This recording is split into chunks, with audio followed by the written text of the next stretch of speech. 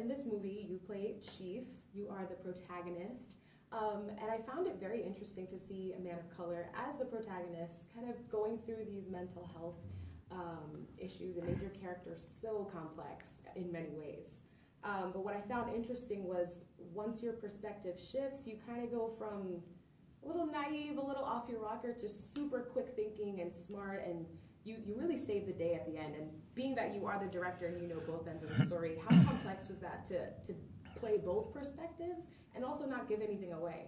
Right, okay, so good. That's a good question, and that's the first question. time I've been asked that question. So here's the thing. So Chief, the character I play, used to be a U.S. Marshal. Right now he's the barber from hell. You do not want to line up or a trim from this guy, right?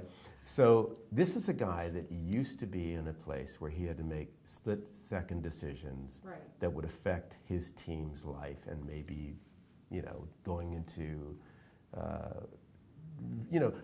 very difficult situations where him and his team would be, in effect, behind enemy lines. Mm-hmm. So he's the guy that has the goods, or used to have the goods. So he has to tap back into that. Right. Now, he's also a guy that reverse engineers himself into positions where he emotionally has to deliver certain things. And we all know adrenaline's a bit of a drug. It's a bit of a high, right?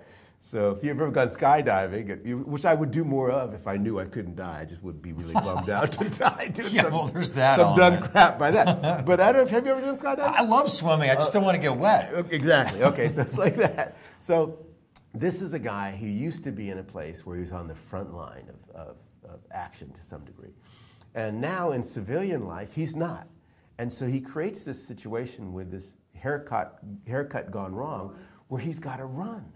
And once again, he's always putting himself in jeopardy. It's like a guy who used to be in the military who's starting a bar fight. He doesn't want to really fight that guy. He wants that energy back, right? And so there's that addiction. But when he finally gets into a real situation at the end, where he finally has a reason to live again, that Grace is someone who he's gotten involved with, not romantically, but he cares deeply about. And he realizes that they're not going to get out of this situation unless he goes back to what he knows best, and he does. And the fun of this is that you're doing a movie that has gun sense questions, and yet it's not resolved with guns. That at the end, he has to sacrifice his cache of weapons. He's got to sacrifice his weapons of war, and the solution is something that he's got to come up with in his head, and the problems in his life have largely also been in his head.